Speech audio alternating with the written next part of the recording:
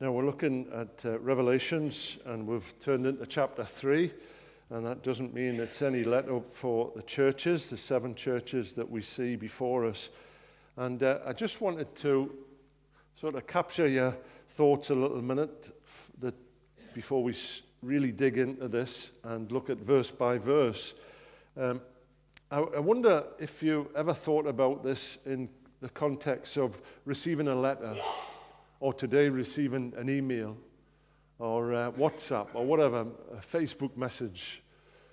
If it was specifically to you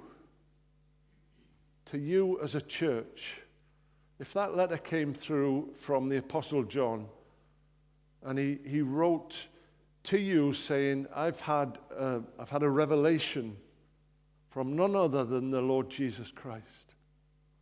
And I want to speak to you about your actions, the way in which you're living your lives as a church. I wonder whether you would sit up and take notice of it, whether it would stir you up and say, well, I'm going to do something about that. Because that's what, in fact, we're looking at today. It's not just words on a page. It's not just letters that have been glibly thrown out there. It's the Lord Jesus brought a revelation to John to speak to the churches, to give them a bit of a warning, of saying, this is what you are doing at the moment.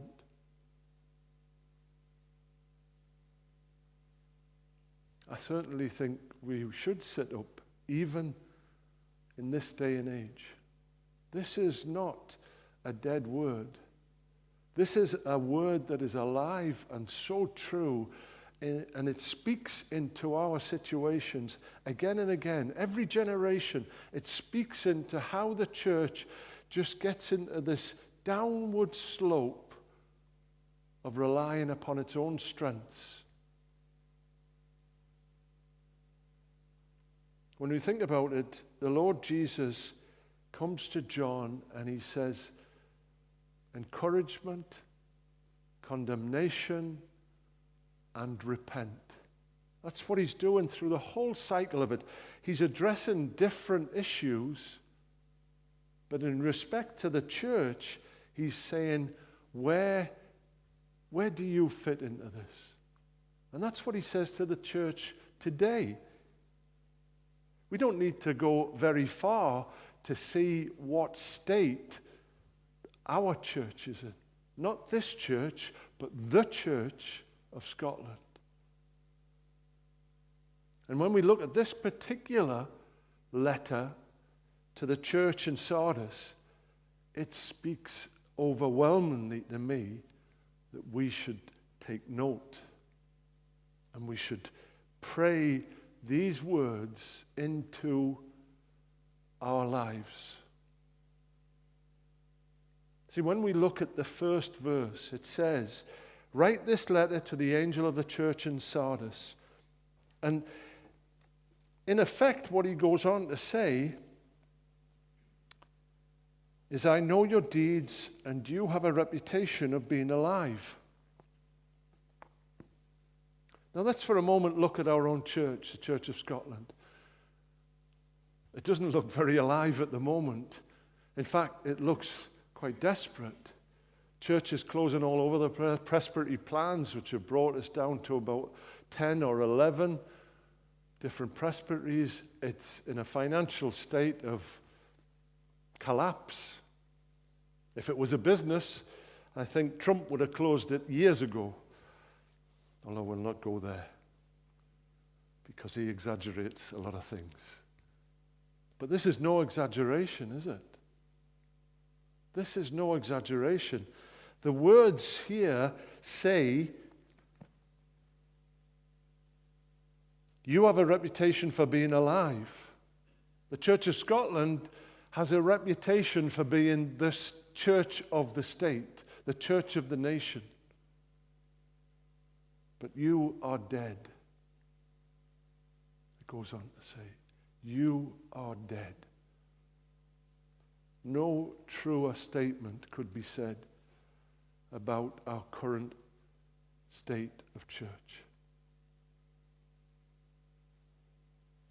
This is the message of the one who has the sevenfold Spirit of God and the 7 stars. That's what it's amplifying. It has the whole incorporate Spirit that God has sent out. The 7 stars and the 7 spirits of God. You remember at the beginning when we read in chapter 1, it says what he's doing. He's sending out the 7 spirits to speak to them. Now that's not 7 Holy Spirits, that's 7 spirits of the church. So in effect, it's like an angel over the church. And we're going to look at that in a bit more depth as we go on in our study through the months. He says categorically here, I know all the things you do. I know all the things you do. Nothing can be hidden from him. Nothing that we do is not seen by God. And I think very often that is the state of people's lives, isn't it? They think that their reputation excludes them from all of the things that God promises or indeed knows. They think because they go to church on a Sunday and they do all the things that look good to outsiders that they'll be safe. But God says, I know all that you do. And he knows what is happening in the Church of Scotland at this precise moment. And he says, your reputation might look like it's good, but you are dead. If you remember hearing something like that before, when Paul spoke to the Ephesians, he said, you're dead in your sins and your trespasses. You're dead. But now you've trusted in the Lord Jesus, he's made you alive. In this verse, John is instructed to write this letter, and he introduces all manner of encouragement. But Jesus acknowledges that the church in Sardis, although it has a reputation of being vibrant, he gives it the harshest of words. They are spiritually dead. But then comes this awakening, and it's a wake-up call, and that's what basically it's saying. It's saying, wake up in the second verse. Wake up, strengthen what little remains, as another version puts it, for even what is left is almost dead. I find that your actions do not meet the requirements of God, is another version. Now, God is a graceful God. He's a merciful God. And the Lord Jesus can be only known as one of compassion when he came to this earth.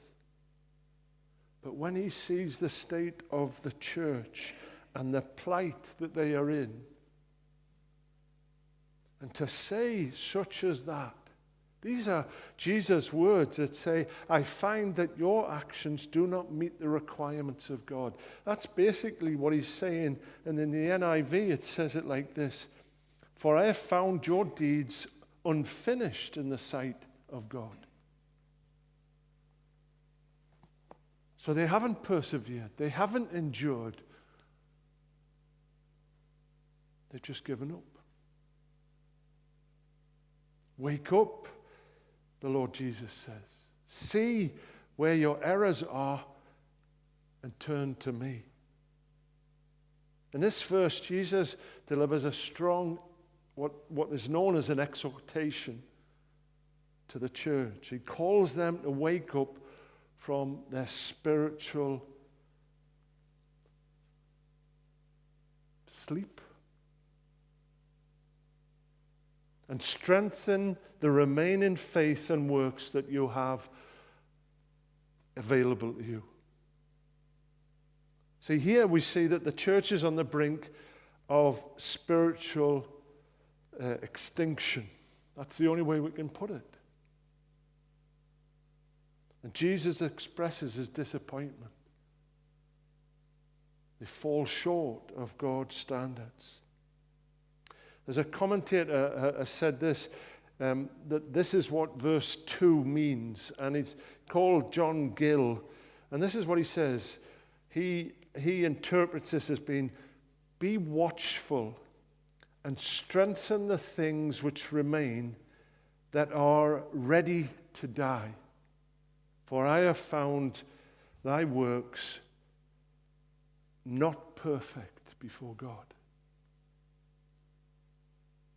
John Gill's commentary it's an encouragement really to be vigilant, to be watchful, and to pray for spiritual awakening, to pray that the things that are still hanging on in our lives would be awakened and refreshed and brought back to all that God gives them.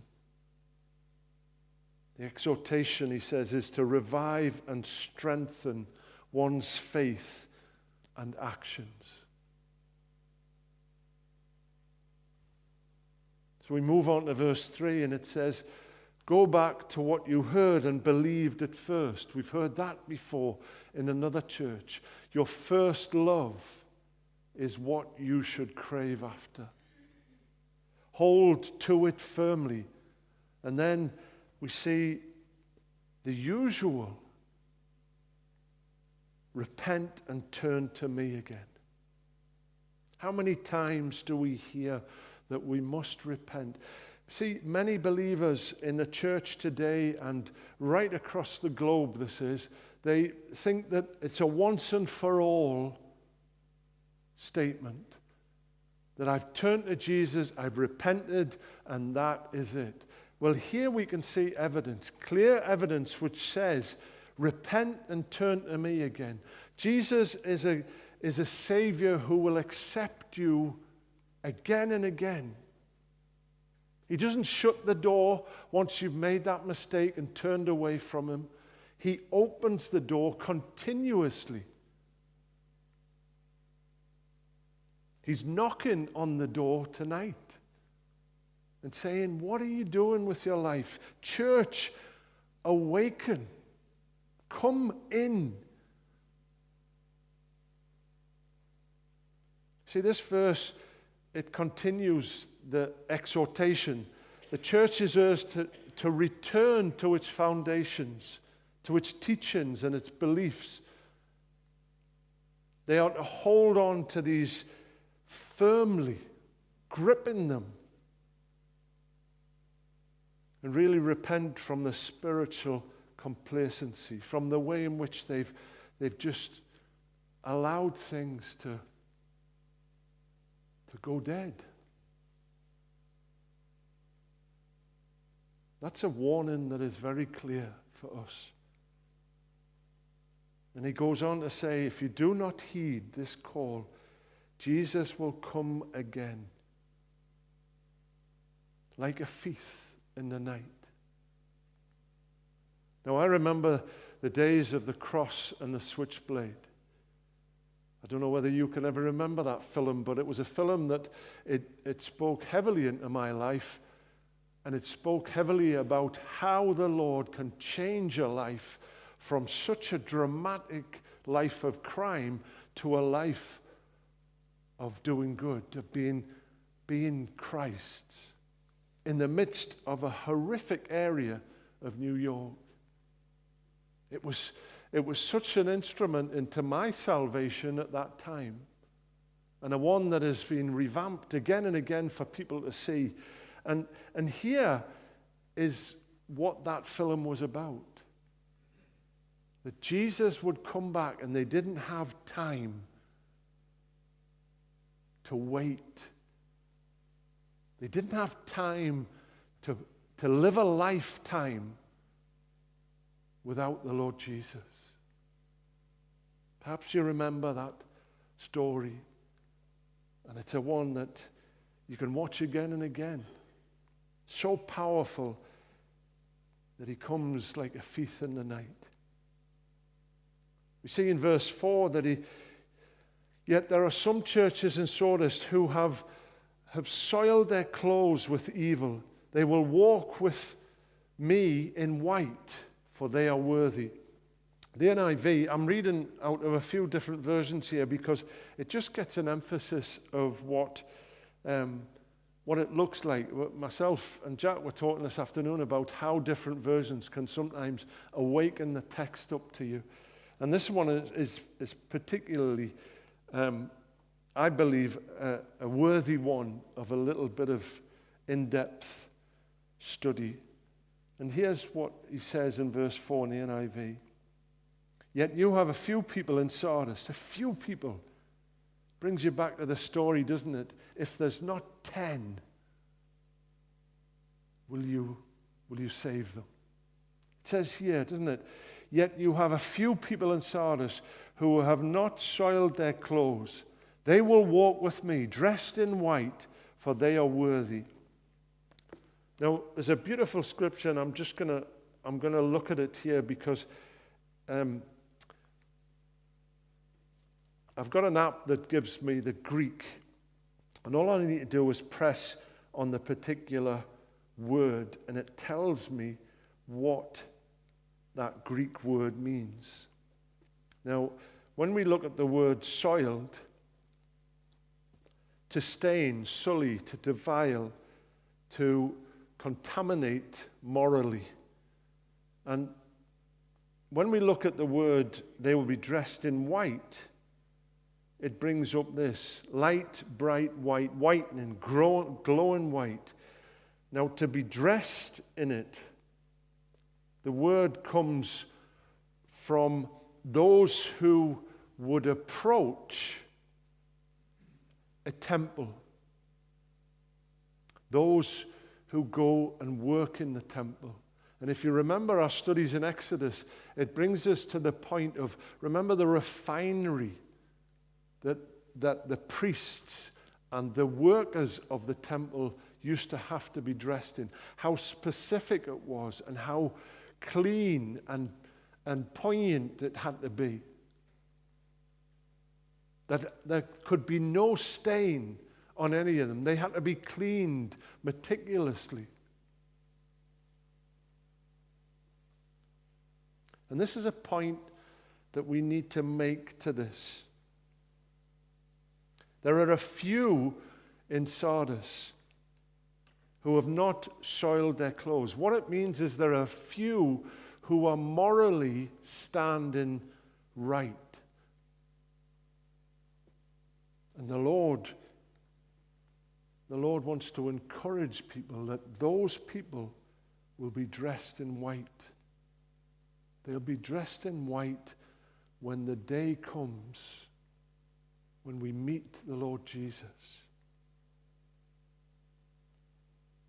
For they are worthy. Now, not of their own doing, but in the strength and in the salvation of Christ, in the blood that has washed them cleaner than snow.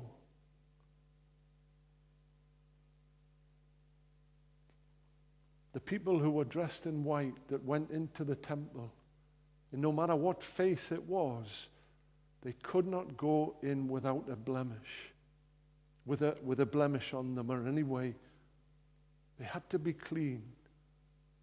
And in a way that it didn't discard them from any way of worship. See, if they had an immoral practice in their lives, the Lord knew it. The Lord distasted it. Just as we saw earlier on. He knows everything we are doing. He knows all about us. Is it any wonder the church today is not seeing the presence of God in their services, in their time? Is it any need, is it any wonder that they do not encourage people to come? You know, people know when it's right and when it's not. They know when there's something distasteful. And our prayer only can be, Lord, awaken us. Awaken our spirits to see you alone as worthy. Wake up, church, for you're dead in your transgressions. You know, the wonderful thing of this is the promise, this is the assurance of salvation. That if we're in Christ, He is the one who is victorious. And verse 5 gives us that understanding. The one who is victorious will, like them, be dressed in white. The one who overcomes the hurdles of the day, the one who overcomes the immoralities of the day, the one who overcomes all that this world throws at us and stands strong in Christ, is the one whose name will not be blotted out from the book of life, or the book of the Lamb, it's called in other versions. You know, that victorious in the Greek says to conquer, to overcome, to vanquish, to subdue, to prevail. Victorious in Christ. He has won the victory. He has brought it on the cross once and for all. And we stand in that victory. This verse emphasizes the promise to those who overcome. Those who remain faithful will be clothed in white, and a symbol of victory and purity. And Jesus, again, the commentator John Gill says, Jesus assures them that their names will not be removed from the book of life. It's an eternal security, isn't it? To know that your name is in the book of life and can never be taken from it if we confess the Lord Jesus and we walk in His ways. In this verse, there's very often elaboration from different commentators. And I was reading some of them this afternoon just to jog my memory of them. They are clothed in white raiment. It's like a glow of the sun that we sang about before. The sun, the glory that shines from the Lord Jesus for all that He's done and all that He's been given in the authority of His Father. And it's in that we lift up His name, that we praise Him in every aspect of life. For He has given us great and wondrous things. He has made us conquerors in Him. We are His chosen and redeemed ones. That's what He's saying in this small passage. Now the verse concludes with this almost universal call that we see throughout the Gospels, we see out the letters. Anyone with ears to hear must listen to the Spirit and understand what He is saying to the churches. That's a great way of putting what the NIV puts it to as, whoever has ears, let them hear what the Spirit says to the churches. Anyone who has ears to hear must listen to the Spirit and understand what he is saying to the churches. I wanted to highlight that particular verse because we understand. We understand tonight what the Lord is saying to the churches and what he's saying into your life tonight. What he's saying of you and your walk with him. And there's no way you can deny it. There's no way you can say, well, I didn't quite follow that. We do not walk in ignorance these days because we have the Word of God. The Word of God which alludes us to everything that God has done, enabling us to be saved. And once we've heard the gospel that is before us, that gospel message is your choice. Whatever you do with it, he has chosen you to hear it, and he has chosen you tonight, no matter where you are, whether you're here or at home, or whether you're listening to this in Timbuktu. He has chosen to give you a clear message, a warning, not to be dead in your transgressions, not to be dead in the spirit, but to wake up and be alive to him. And he will give you the strength to enable you to walk by his truth. You know, we can't put it any plainer than the message that is here before us, that the Holy Spirit is speaking to the church and he is bringing us to a lesson that we must take hold of and do something with it. If you have ears, it says, listen to the Spirit and what it is saying.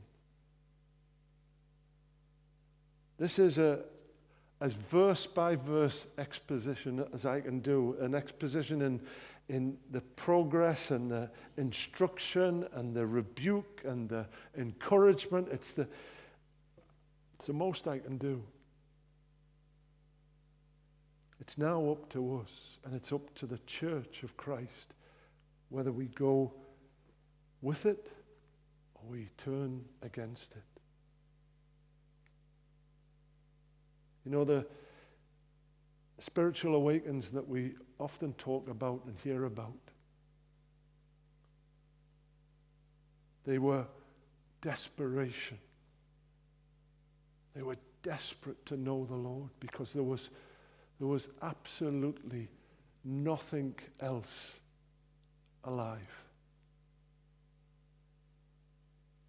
There was no other way to go than to go and turn to Christ. And this is what is happening right now. We're a part, not the only church, but the church of Christ is so immoral and so defiled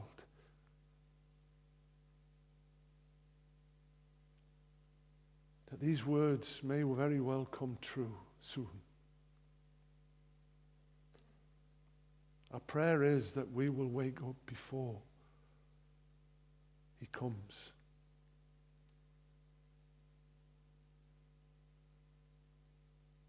These are what the Lord Jesus said to the church when he wrote to them through John. It's a letter from heaven to each and every one of us to take note and to do as he wants us to do. To be a living, alive, awake church for his glory. Amen.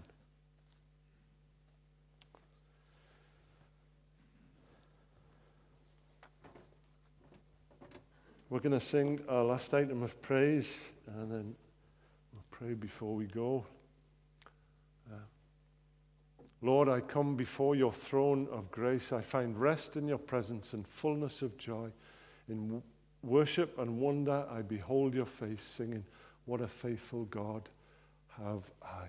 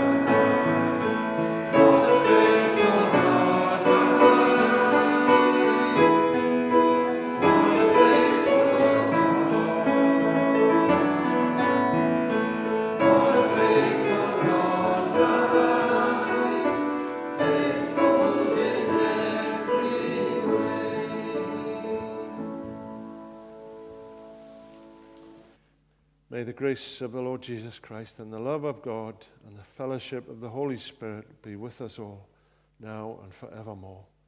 Amen.